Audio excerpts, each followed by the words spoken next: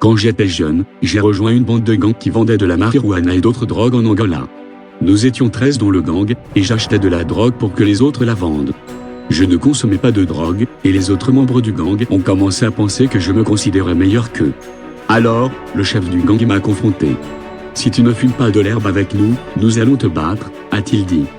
Que pouvais-je faire? J'ai fumé. Mon initiation à la marijuana a amorcé une profonde descente vers une vie de criminel. Je ne me contentais plus d'acheter de la drogue et de la livrer au gang. J'ai rejoint le gang dans les vols de voitures, les vols de magasins et les cambriolages. Nous avons terrorisé les quartiers de Luanda, la capitale de l'Angola, et la police a décidé d'agir. En peu de temps, ils ont réussi à tuer les 12 membres de mon gang. D'une manière ou d'une autre, j'ai survécu. Sans être inquiété, un ami et moi avons formé un nouveau gang. J'étais maintenant un chef de gang et j'étais très accro à la drogue et au crime. Je ne suis pas fier de la vie que j'ai menée. J'ai vu 180 amis se faire tuer par la police. J'ai été arrêté plus de 40 fois, et les tribunaux m'ont condamné 3 fois. Lors du cambriolage d'une station-service, quelque chose a mal tourné et un agent de sécurité a été tué.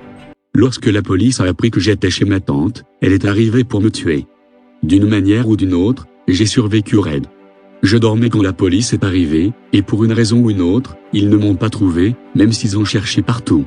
Ma tante a eu peur et m'a dit de partir. J'ai donc déménagé dans le sous-sol de la maison de ma mère. Ma mère ne voulait pas que je dirige le gang hors de son sous-sol, alors elle m'a emmené chez un sorcier qui a promis de m'aider. Pendant un certain temps, les sorts du sorcier ont semblé fonctionner. Pendant 4 mois, je n'ai pas consommé de drogue ni commis de crime. Ma mère et le reste de ma famille étaient très heureux. Mais au 5e mois, je suis retourné à mon ancienne vie avec encore plus d'enthousiasme qu'avant. Ma vie semblait sans espoir. Puis j'ai rencontré un homme que tout le monde appelait Pi. Il avait des tatouages sur tout le corps. Avec son nom et son apparence, il aurait pu être un gangster comme moi.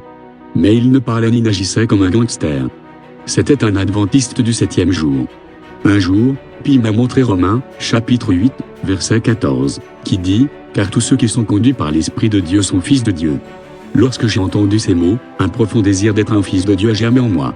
J'ai commencé à lire la Bible avec Pi. En étudiant, j'ai appris à connaître Dieu et j'ai réalisé qu'il m'aime, même moi. J'ai vu que Jésus était mort pour moi. Ma vie a commencé à changer. J'ai décidé de mourir à mon ancienne vie et de renaître en Jésus. J'ai donné mon cœur à Jésus et j'ai rejoint l'église adventiste du 7e jour en 2013. Aujourd'hui, Dieu soit loué, j'étudie pour devenir pasteur à l'université adventiste du Mozambique. Ma famille, mes voisins et mes amis ont vivement critiqué ma décision de suivre Jésus, mais cela ne me dérange pas. Tout ce que je veux, c'est servir Jésus pour le reste de ma vie.